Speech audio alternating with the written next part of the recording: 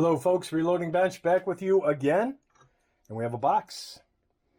And I saw this on Facebook Marketplace and could not pass it up because it brought back memories.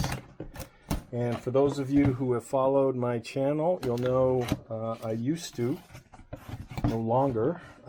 collect these. Drives my family crazy. Used to collect, let me get the box out the way. Used to collecty.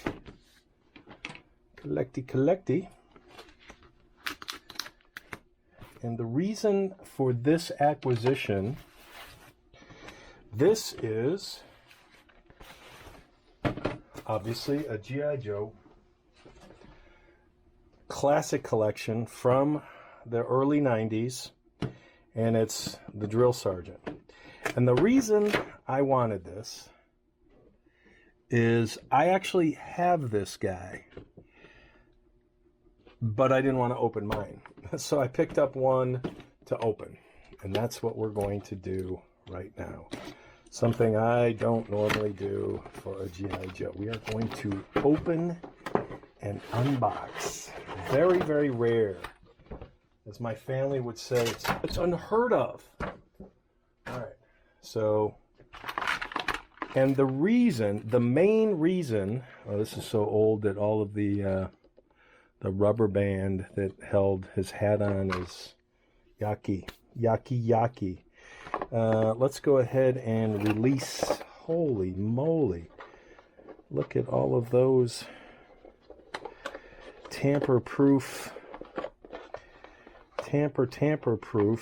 So the reason this one caught my eye, again, wasn't looking for this, just happened to stumble across it, and it wasn't what I was searching for. So when I saw it, the reason it resonated is because the uniform, the camo pattern, this camo pattern is the exact same camo pattern that I wore in the early 80s on my BDUs, my battle dress uniform. So it struck a chord. It's like, you know, they've changed the uniform so much over the years, the last 40 years, that what I wore back in the day is no longer a thing. This was my hat too.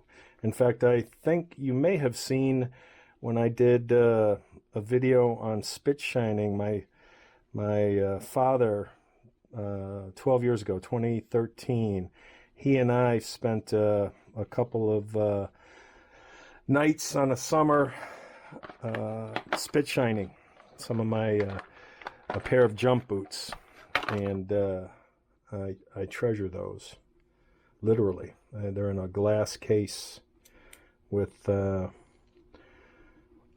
my boot, the boot he did, wow,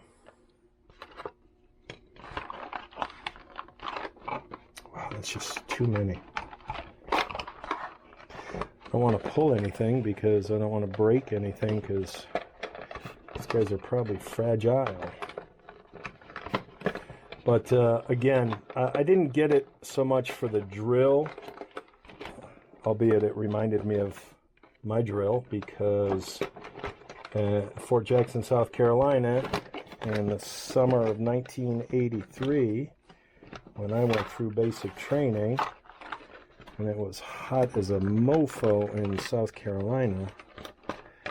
Not the fond memories, but not of the weather.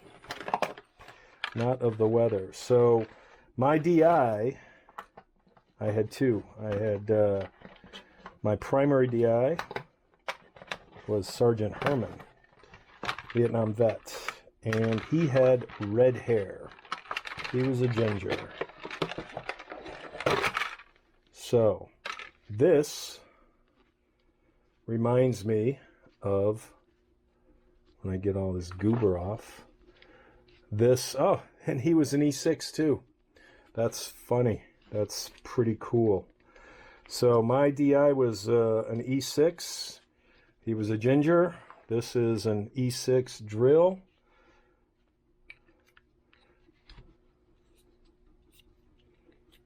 Let me get the, oh, that's from the molding.